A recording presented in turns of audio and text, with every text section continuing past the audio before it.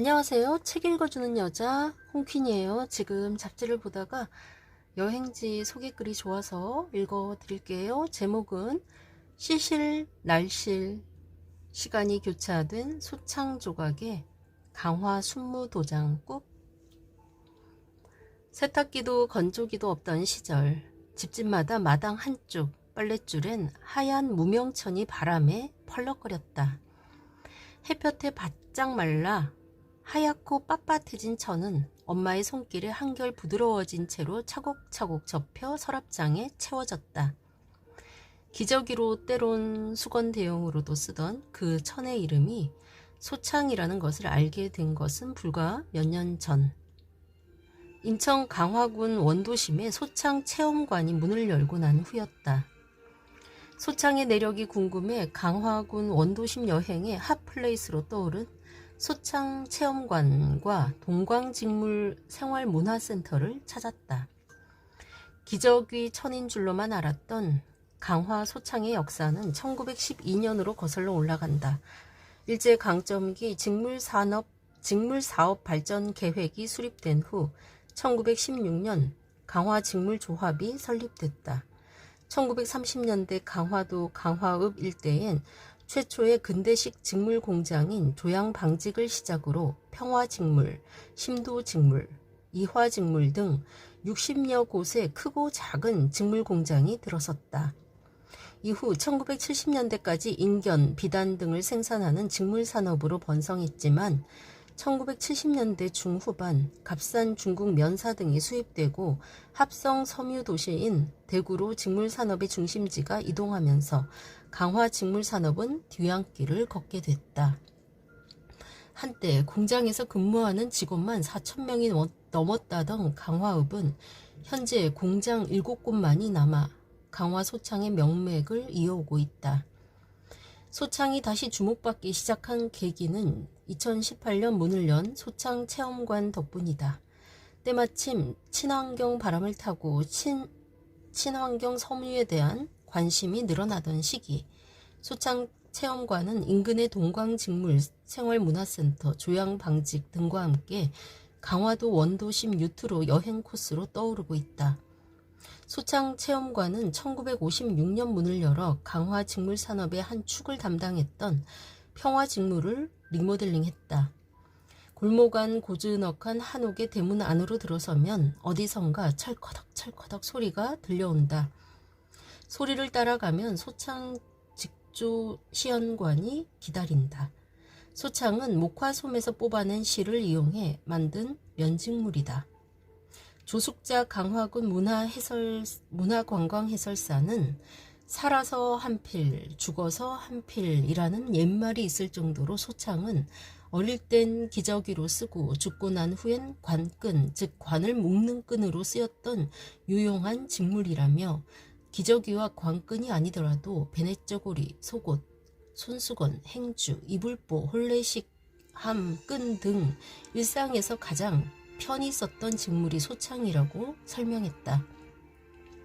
시험관의 유리창 너머로 커다란 방직기계의 시실과 날실이 시계 초침에 박자라도 맞추는 듯 서로 교차하며 하얀 면사를 뽑아낸다. 소창이 만들어지는 과정을 실시간 지켜보다 보면 머릿속이 단순해진다. 방직기계의 수많은 부품이 조직적으로 움직이며 내는 기계음도 어느 순간부터 백색 소음처럼 들린다. 철커덕철커덕. 그렇게 한참을 들여다보고 있노라면 겨우 한쪽의 소창이 완성된다. 바로 옆 소창 전시관은 염색 공장 건물로 쓰였던 곳을 강화 직물산업의 역사와 소창 직조 과정을 한눈에 살펴볼 수 있도록 전시관으로 꾸몄다. 평화직물에서 직조된 직물, 강화직물협회의 낡은 간판, 손때 묻은 배틀, 수동직조기와 기계직조기, 강화직물공장촌의 빛바랜 사진 등이 유물처럼 전시돼 있다. 그 옛날 배틀을 이용해 일일이 손으로 천을 지어내던 시절의 풍경을 재현한 모형도 흥미롭다. 퇴역해 이제는 테이블로 쓰이는 낡은 싱어 재봉틀을 앞에 앉아 잠시 쉬어가자.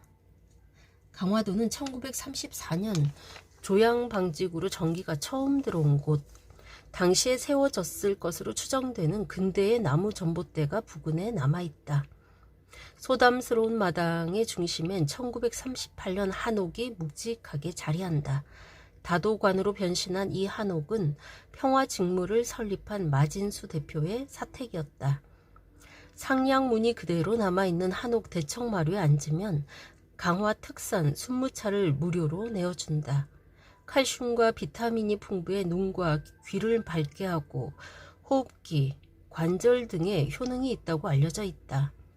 구수하면서 깔끔한 순무차를 마시며 담소를 나누다 보면 시간도 있는다. 1938년 한옥 옆 나란히 있는 공간들은 각각 소창 바느질 체험관, 소창 스탬프 체험관으로 활용 중이다. 그중 소창 스탬프 체험관에선 어린 아이뿐 아니라 중장년층, 외국인 관광객들도 좋아하는 체험이 기다린다. 하얀 캔버스 같은 보드라운 소창 원단에 순무, 인삼, 포도, 고구마, 대하 등 강화도 대표 특산품 모양의 스탬프를 자유롭게 찍어 나만의 손수건을 만들어 갈 수 있다. 예약 후 무료 체험. 스탬프를 찍는 단순한 체험인데도 체험객들의 만족도는 꽤 높다고 한다.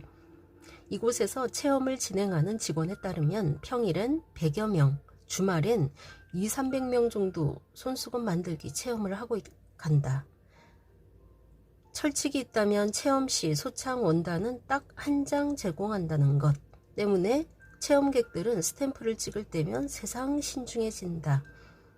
유료로 진행하는 바느질 체험은 손수건부터 베개 커버, 쿠션 커버 등을 다양하게 만들어 갈 수 있다. 소창 체험관에서 유일한 현대식 건물로 가장 최근에 문을 연 소창 기념품 전시관 한복 체험관에선 한복 체험이 기다린다. 고려시대 의상과 현대 한복을 입고 소창 체험관을 둘러보며 기념사진 남기기에 좋다. 특히 어린아이를 둔 가족과 젊은 층에게 인기다. 소창 체험관에서 걸어서 3분 거리엔 2023년 5월 동광직물 생활문화센터가 문을 열었다. 동광직물 역시 조양방직, 평화직물, 심도직물 등과 함께 강화 직물 산업을 대표하는 기업 중 하나였다.